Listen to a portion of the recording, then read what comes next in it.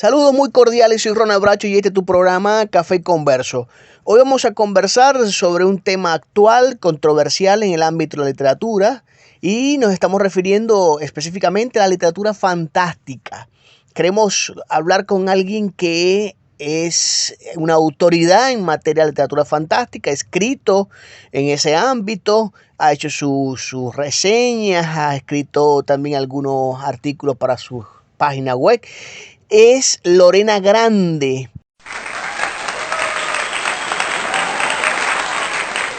Nuestra gran amiga, ella ha participado con nosotros, ha estado en nuestro programa Café y Converso en otras ocasiones y hoy nos hablará específicamente todo lo relacionado con la literatura fantástica. Vamos a diluir o a dilucidar, mejor dicho, todas aquellas dudas que tenemos sobre el ámbito de la literatura fantástica. Nos va a estar explicando en qué consiste, cuáles son los subgéneros que hay a partir de ella y bueno, toda una serie de elementos, las recomendaciones propias de ella para que todos podamos tener esos instrumentos, esos recursos necesarios para también escribir en ese ámbito tan actual como lo es la literatura fantástica. Muy agradecidos a todos ustedes por estar con nosotros. Escríbanos a nuestro correo electrónico cafeconverso@gmail.com y estén atentos porque este programa va a estar buenísimo. Hola, ¿qué tal? Te invito a que visites nuestra página web www.ronaldbracho.blogspot.com y encontrarás información que podrás disfrutar. En ella también podrás descargar nuestra revista cultural Heterodoxia con autores nacionales e internacionales sobre fotografía, ensayos, cuentos y poemas. Recuerda www.ronaldbracho.blogspot.com, una página diseñada a tu medida. Saludos Lorena, ¿qué tal? ¿Cómo estás? Un placer tenerte de nuevo en nuestro programa Café y Converso. En la actualidad, uno de las corrientes, de los géneros que más se ha evidenciado su crecimiento, su auge, también en el mundo de la literatura y que ha encontrado su espacio, por supuesto, desde hace muchos años, pero que se ha venido consolidando es el ámbito de la literatura fantástica por sus diferentes razones, además de sus implicaciones desde el escritor, como lo han asumido como un reto para la construcción no solamente de personajes, sino también de la historia y además del contexto, de ambiente, la creación de mundos, la creación del contexto y además de todo un conjunto de elementos que giran en torno a la magia y a lo que la historia representa como tal. Sin embargo, también con el crecimiento de la misma, de su producción y de su lectura, también hay un aumento de falta de precisión, porque hay gran confusiones entre lo que es la literatura fantástica y la literatura de ciencia ficción. Y es preciso que nosotros como lectores y además también como escritores tengamos la mayor precisión en cuanto a eso. Lorena, sí nos gustaría que conversáramos contigo, siendo una mujer que estás trabajando sobre ese género, saber de parte tuya, con tu experiencia, con tu formación, poder tener tu apreciación sobre qué es la literatura fantástica, en qué consiste. Bueno, a ver, lo primero de todo, pues quiero agradecerte que contases de nuevo conmigo y por supuesto, sí, a ver, existe una gran diferencia entre fantasía y ciencia ficción. La principal es el uso de la tecnología. Es decir, en la ciencia ficción encontramos fácilmente la evolución del mundo actual, o tal vez en cualquier otro mundo, de la tecnología, de esos artilugios que podemos utilizar hoy en día, como por ejemplo un móvil, ¿vale? Puede haber una evolución dentro de lo que es un móvil, por ejemplo, o un portátil. Sin embargo, la fantasía, incluida la urbana, ¿vale? La fantasía oscura, la característica principal es el uso de la magia o la presencia de elementos mágicos. Así que yo diría que esa sería la diferencia principal. En ciencia ficción lo más interesante y en lo que más se suele incidir es en el uso de la tecnología, mientras que en el género fantástico apreciamos sobre todo la presencia de elementos mágicos o sobrenaturales. Ok, ok. Sí, es una buena diferenciación, Lorena. Diferenciar entonces cuando estoy en presencia de tecnología y cuando estoy en presencia de magia. Ahora, cuando nos referimos a tiempos, ¿es la literatura fantástica única y exclusivamente en el tiempo pasado y la ciencia ficción es futurista? ¿O también puedo utilizarlo, mezclar los tiempos en cada uno de los géneros, sobre todo en la fantástica? Bueno, el género de la fantasía se suele contar en tiempo pasado, ¿no? Pero eso no implica que transcurra en un tiempo anterior al actual. De hecho, puede transcurrir a la misma vez, pero en otro mundo. Y entonces estaríamos hablando de dimensiones, ¿no? Como por ejemplo, Laura Gallego en su trilogía Guardianes de la Ciudadela o incluso Memorias de Idún ahonda un poco, ¿no?, en el concepto de dimensión, ¿vale? Y la acción de Memorias de Idún transcurre al mismo tiempo que evoluciona, ¿no?, la vida en la Tierra, por ejemplo, ¿no? Y aún así estamos hablando de fantasía. También es posible que la fantasía urbana se desarrolle incluso en nuestro mismo mundo y al mismo tiempo, como en Cazadores de Sombras, de Cassandra Clare, por ejemplo, ¿no? Sería otro, no sé, otro ejemplo que podemos dar también de fantasía. La ciencia ficción suele ser futurista. ¿Por qué? Pues porque se parte de la base de las reglas que rigen nuestro mundo hoy día y a partir de ahí se intenta buscar esa evolución y esa mejora. Entonces la ciencia ficción siempre va a ir hacia adelante, nunca va a ir hacia atrás. Ahora, ese elemento, Lorena, que mencionas de la magia, el uso de la magia, ¿es estrictamente magia? Eh, ¿A qué nos estamos refiriendo? O sea, ¿estamos en presencia de qué tipo de magia? ¿A qué se refiere con lo mágico dentro del mundo literario?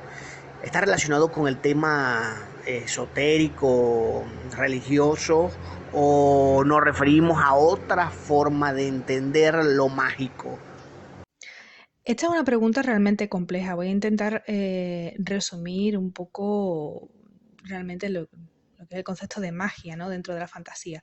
La magia puede provenir de muchísimas fuentes y una de ellas, una de las más usadas, es la mitología.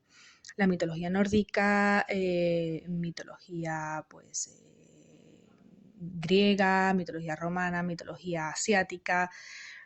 Normalmente se recurre mucho a esos elementos porque son una fuente de inspiración para los autores de fantasía.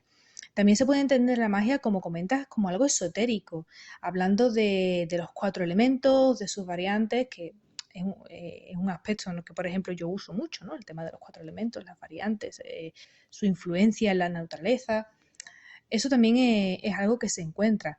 Y también es posible encontrar elementos, llamémoslo de magia, ¿no?, de religiones actuales, ¿no?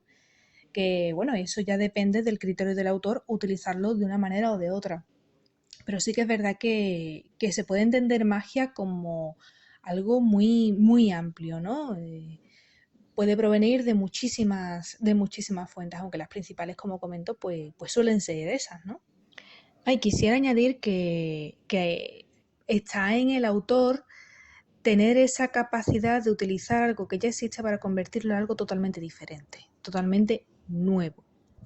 ¿De acuerdo? Eso forma parte de la maestría del autor, conseguirlo y darle cierto realismo también, ¿no? Ciertamente, Lorena, la importancia que tú muestras de la pericia que debe tener el escritor para determinar una cosa y la otra, cómo usarla y cómo evitar los malos usos de la magia como tal, ¿no? Y especifico este elemento porque hay autores que en su escritura se nota que por supuesto no saben ni siquiera cómo hacer algunas cosas y eso por supuesto se adquiere con el tiempo, con la preparación, con la formación y entonces se pervierte algunas cosas por algunas algunas personas que no logran con pericia saber resolver esa situación, y la que tú con gran atino nos estás ayudando a resolver. Sí, es que, a ver, a la hora de escribir cualquier género, ¿vale? No hablemos ya de fantasía, sino cualquier género, em, previamente el autor tiene que haber leído acerca de él. O sea, no es algo que se saque uno de la manga, sino que es algo con lo que tiene que estar familiarizado, igual que con la ciencia ficción. Yo no estoy familiarizada con la ciencia ficción y por supuesto no me atrevería bueno, a lanzarme con el género sin tener ni idea, ¿no? Eso también es un arte, aunque no lo parezca, también es un arte. Y por supuesto es algo que hay que trabajar, no es cuestión de ponerte un día y crear un sistema de magia, así de la nada, para nada, en absoluto. Requiere mucho más trabajo, eh, requiere ser coherente también con las reglas que el autor imponga, porque aunque se haga uso de la magia, pero bueno, también tiene que tener una serie de reglas, ¿no? Y eso también se trabaja, forma parte de la labor del autor. Y podemos de igual forma diferenciar entre la magia y lo mágico, ¿no? No exclusivamente debemos escribir sobre uso de magia, sino podemos también utilizar en contextos en los que lo que le sucede al personaje representa algo mágico, algo espiritual o algo eh, sobrenatural de alguna forma. Claro, sí, los personajes pueden incluso pasar por situaciones que los transformen por completo, tanto física como psicológicamente. Y pueden ser situaciones mágicas o puede que no lo sean, ¿de acuerdo?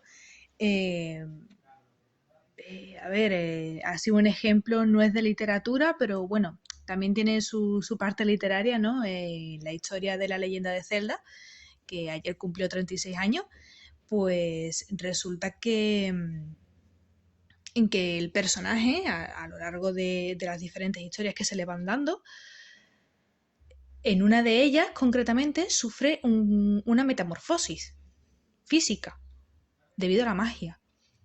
Eso también forma parte del mundo que el autor crea. Por supuesto, como ya digo, este tipo de cambios, este tipo de situaciones hay que saber mantenerlas y hay que cuidarlas muchísimo, porque en el momento en el que se rompe la regla que el autor ha creado para ese mundo o hay una falta de coherencia, mm, el lector lo nota. Eso él lo sabe. Sabe que hay algo que está fallando. Por eso digo, hay que cuidarlo mucho. Incluso en Memorias de Dune también los personajes sufren metamorfosis, tanto físicas como psicológicas, en función de una serie de elementos, más o menos mágicos, pero también la sufren. Y bueno, eso no quiere decir que esos cambios, aunque se produzcan con elementos que no son mágicos, no, no conlleven algo especial. Al fin y al cabo, los personajes son como las personas, evolucionan constantemente.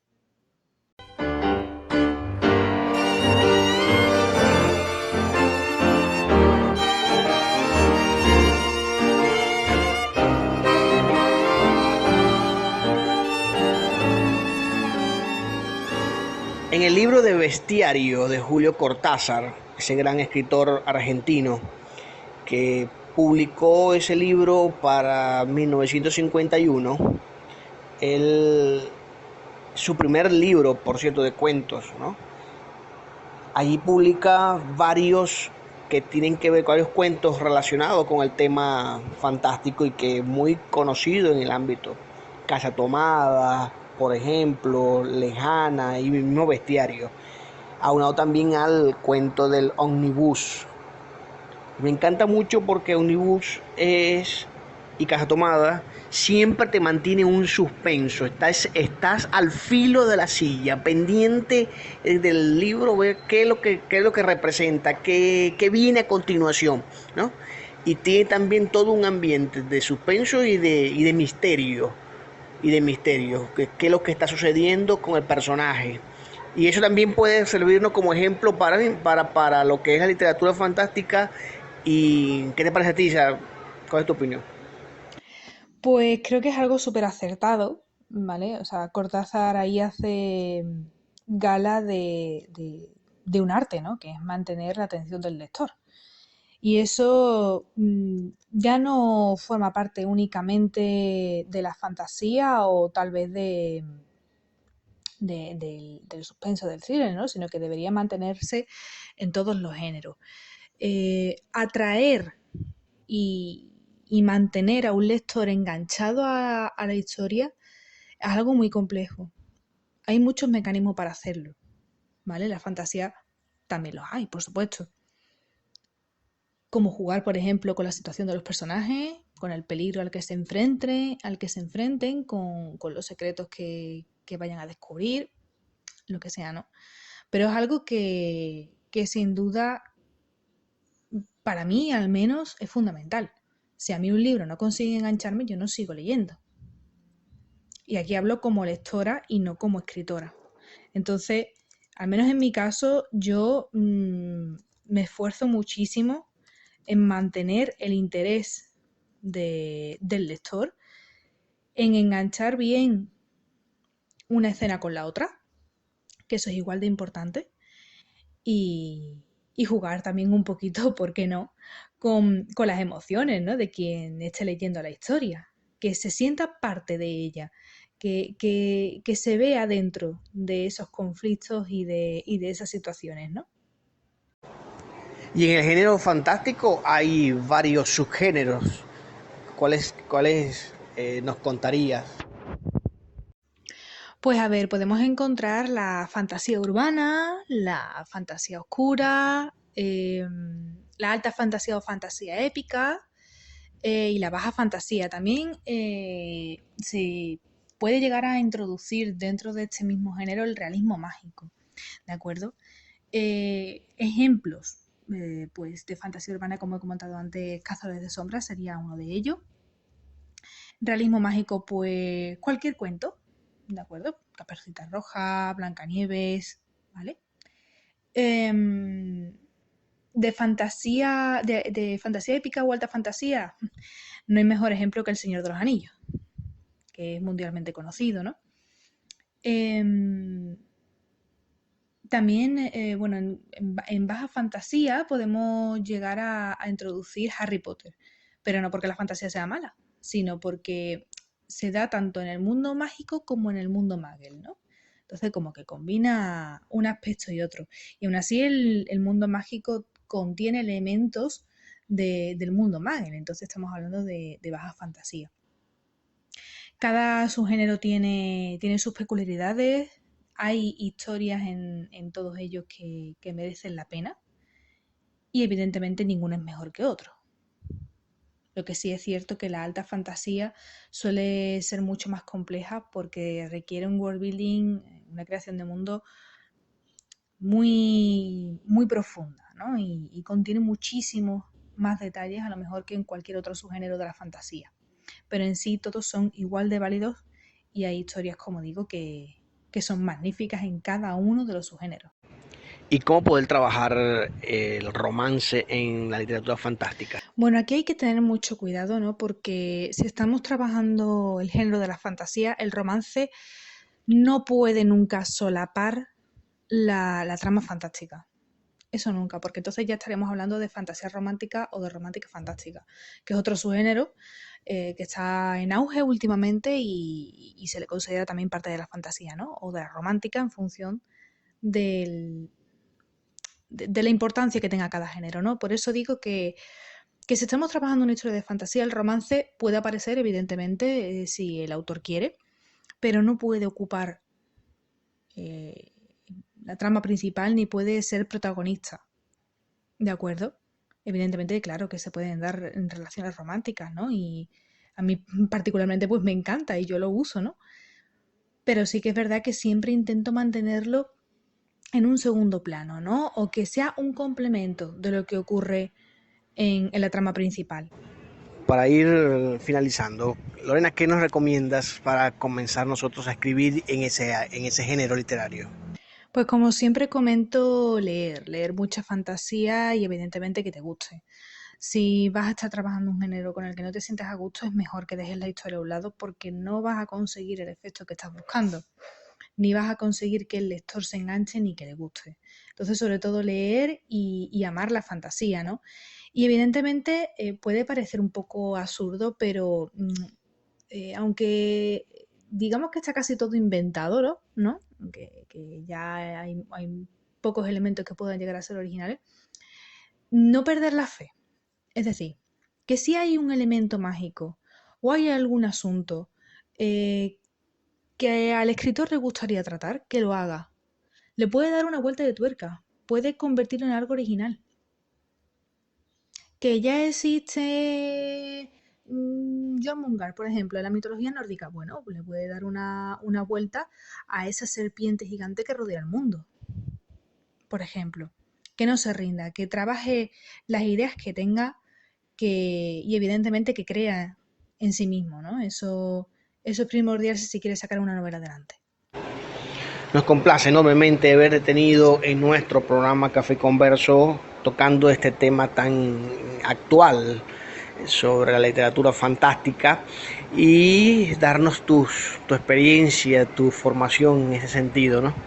Estoy seguro que a muchos les va a encantar, les ha servido muchísimo para iniciar en ese hermoso arte de escribir sobre la fantasía. Y bueno, agradecidos estamos.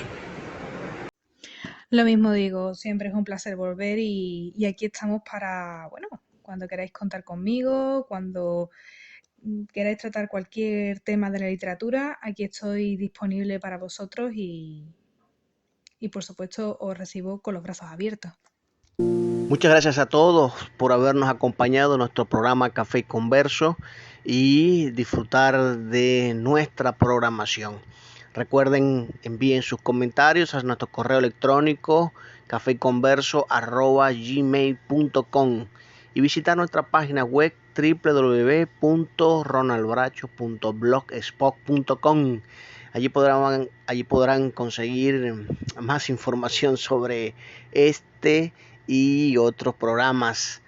Y bueno, háganos sus sugerencias y déjenos sus comentarios, por favor. Eso enriquece significativamente el trabajo que hemos venido haciendo para todos ustedes. Así que este ha sido su amigo y hermano Ronald Bracho y su programa Café Converso para ti.